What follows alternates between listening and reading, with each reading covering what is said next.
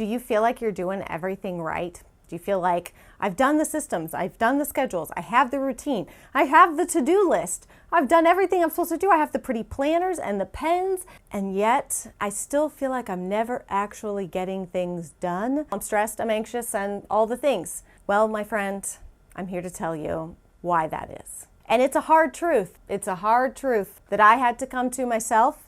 And I still struggle with myself, okay? As I always tell you in these videos, I am not saying I'm an expert and let me show you the way. I'm saying I am woefully inept as anyone else, but I have spent the time to research and dig deep on what's not working, why it's not working, what are the reasons, what can I do to fix it? Because, well, I don't like to spin my wheels. I don't like to feel like I am working harder and not smarter, or that I'm just working hard and things still aren't getting done. It's very difficult as a mom juggling 8 kids and a farm and work and homeschool and all the things. I like to have space for all of those things in my life. And I do think it is possible, but there's one big lie that I think we as moms specifically have been sold for a really long time and told that we're just really good at. We're actually not. And you've probably guessed it by now, haven't you? You know what I'm gonna say, don't you? You're a smart lady. You're here watching this channel. That means you're a smart lady, or maybe just glutton for punishment. But either way, we're here and we all know, what is it that we think we can do? Multitasking. What is it that we can't actually do? Multitasking. And I am here to not just deliver the terrible news. Guys, I wouldn't just leave you hanging like that. I'm going to tell you what are the 3 types of multitasking, why it doesn't work, and what to do instead. All right, so when I say multitasking, what do you think of? You're probably like, well, I mean, I can walk and chew gum at the same time. Yes, okay, you can do simple tasks, multiple of them at the same time. Those are tasks that your brain does on autopilot. You know, you get in the car, you go to the grocery store, you pull into the parking spot and you go, how the hell did I get here? You don't even realize that you made any decisions or did anything. You're like, did I run red lights? Those are like autopilot things, okay? Your brain has remembered them. It has put them into this zone of things that you will do without even thinking about it. And you do have a lot of those things, which is where I think perhaps the myth of multitasking for moms specifically comes from, because we can feed a baby and make some macaroni and talk on the phone, and the baby is fed, the macaroni is made, and we're having a mostly decent conversation, right? But those are kind of tasks that you could do without much thought or effort. If you're making something you've already made before, you know how to make it. You make it on autopilot. Now, if you're too stressed out, you're probably still gonna screw that thing up. But you know what I'm saying, okay? So that's not the kind of tasks we're talking about. There are ways to do more than one thing at the same time, but it's got to involve mostly autopilot tasks. You kind of have, like I said, your traditional idea of multitasking, which is just attempting to do 2 or more things at once, but we're talking about more complex things here, okay? Not the brain autopilot stuff. We're attempting to just multitask with more complex things. The kind of scary part is that if you force this, if you try to force your brain to do more complex tasks, more than 2 at once, it can actually affect your short-term memory. It literally drains the reserves in your brain and increases your anxiety level. If you are struggling with feeling anxious on the day-to-day, I would challenge you to see how much you're actually trying to multitask, because it's a huge driver of anxiety. It also affects your creativity, your ability to kind of think outside the box. When you're stretching your brain too much, you don't have an ability to be creative and come up with new ideas. And really, that's like the beauty, the magic, right, behind the human brain. And so you're just stifling that completely when you are attempting to multitask too much. And the part that really blew my mind when I started looking into this is that, again, too much complex multitasking prevents you from getting into a flow state, as they call it, which is that just like sweet spot of productivity and a project or something that you're working on. If you are multitasking, you can't get into that. And the research and the studies have shown like a 500% increase in productivity and project completion when people are actually working in a flow state. And remember, a lot of these studies and stuff are done in maybe an office or a work environment, but I know they apply to our homes, our motherhood, and the things that we're trying to juggle every day, especially if you're trying to work on projects or work a side business, work from home, all of that. So even though it may seem like this is, for people who get up every day and put on a suit and go to the office, it's not. We all have brains. Well, most people. And of course, it's probably going to come as no surprise to you that it causes you to make more mistakes and actually be less productive in the end. You get less done, and the stuff you do get done, you're more likely to screw up.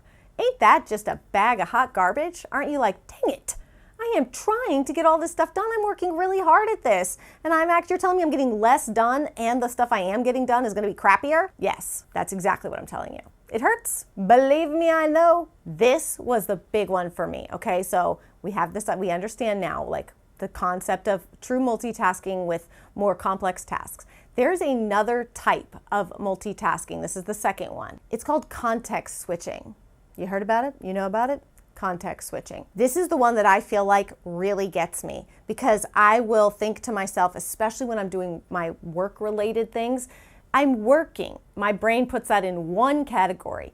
But if I am switching context between those things too much, it is detrimental to my ability of good output of work.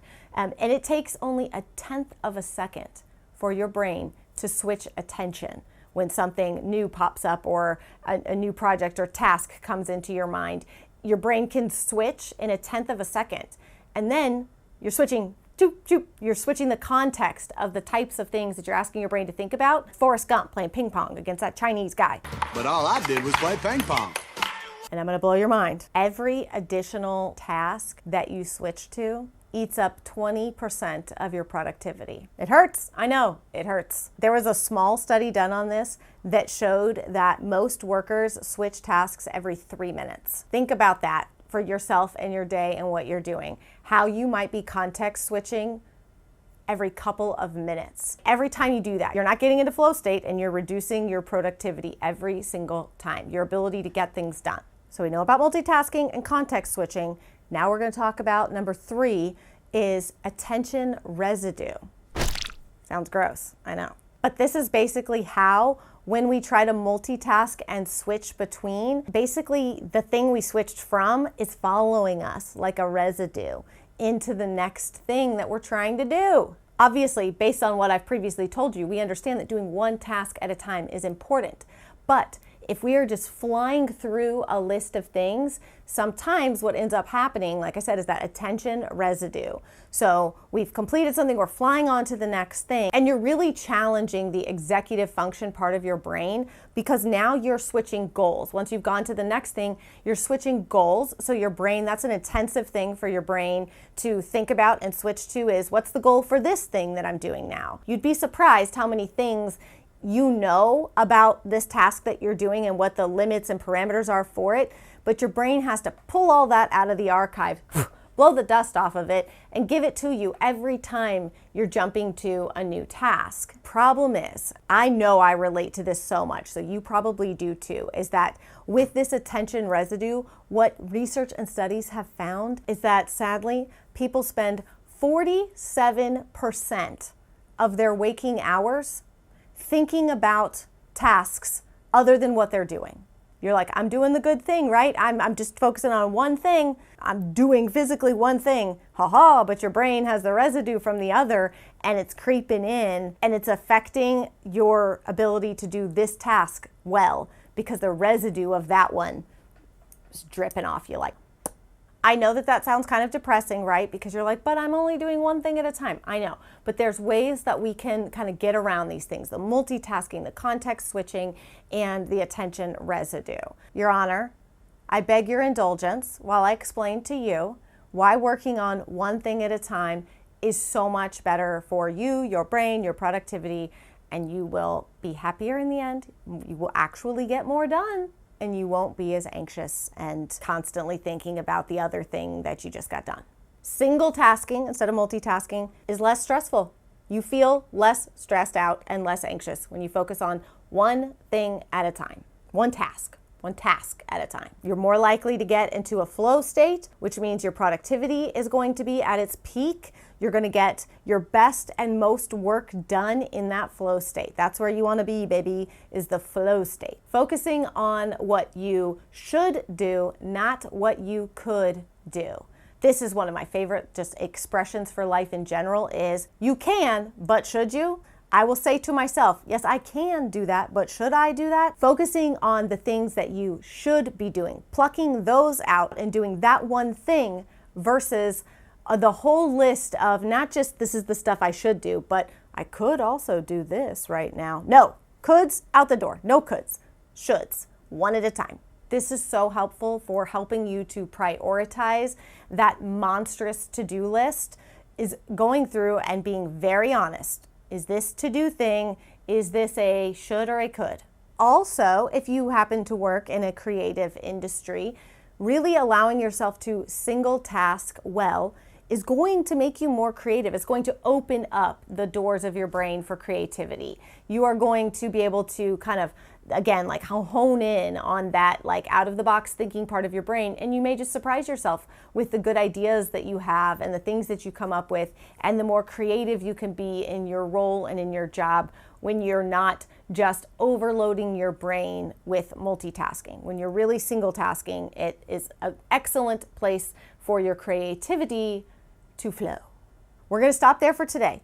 In the next video, I'm going to share with you guys the ways that you can reduce your attempts at multitasking, the way that you can kind of remove that and get yourself to the place of single tasking. So that will be coming up next, but I feel like we all understand now that multitasking is different than just doing a couple of autopilot things at the same time. We're really talking about doing complex tasks, context switching, and having that attention residue, that stays on you from the last thing you did to the next thing that you're trying to do, even when you're attempting to single task. So now that we understand that, and we understand that there is research and science behind why most people are not good at this, all people, but some of you are going to dig your heels in and be like, I am good at this. Fine, all right, fine.